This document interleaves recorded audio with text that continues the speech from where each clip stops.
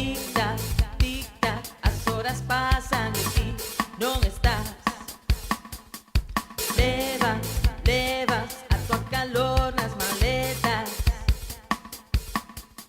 a túa imaxe, ven comigo a todas partes. Agradecer que me convidasen a participar neste evento, a Achegarte, que sustitúe, despois dunha falcatruada bastante grande por parte dos actuais dirixentes da Xunta, o Culturgal que se celebrou aquí neste mesmo lugar e que tanto éxito tivo e que debería de voltarse a celebrar de novo, pero, repito, por estas cousas dos políticos que fan o que non deben, pois temos este acto aquí de Achegarte gracias á Concellería de Cultura de aquí do Concello da Coruña.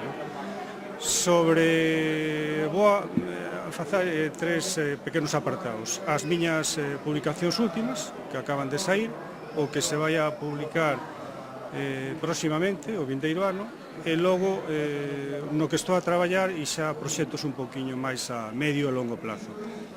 Sobre as publicacións que acaban de sair, o meu libro Olladas dun Inte de Amor, que se publicou este ano, no mes de xuño, xa viu a venta, xa digamos, a edición primeira, non?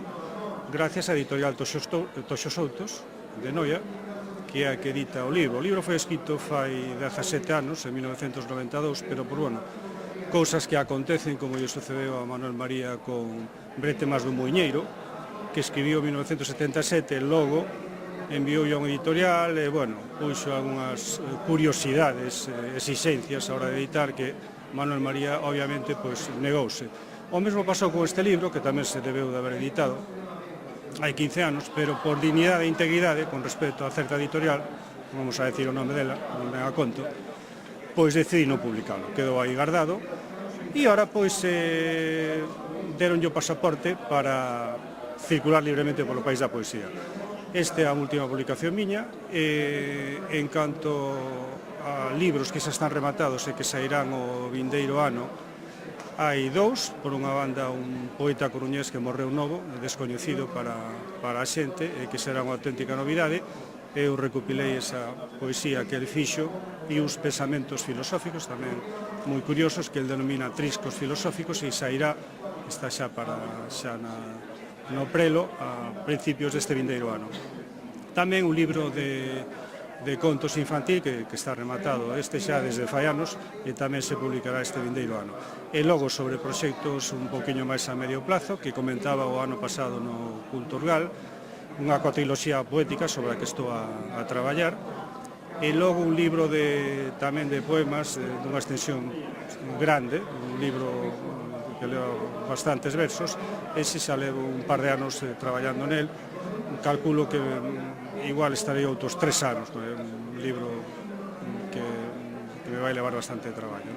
Logo tamén hai unha obriña de teatro que teño por aí a medio rematar, e iso é todo o que podería comentar sobre traballos meus, sobre o que estou a facer.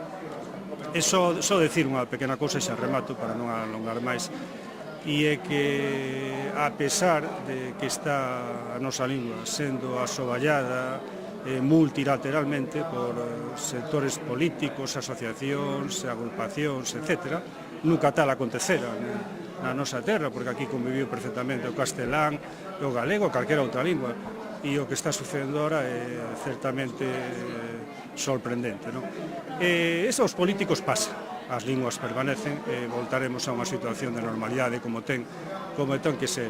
Xa remato, esta lingua de Castelao, de Celso Emilio, de Manuel María, de Uxío Novoneira, etc., non vai a durar 1000 primaveras máis, vai a ser inmorredoira e infinda.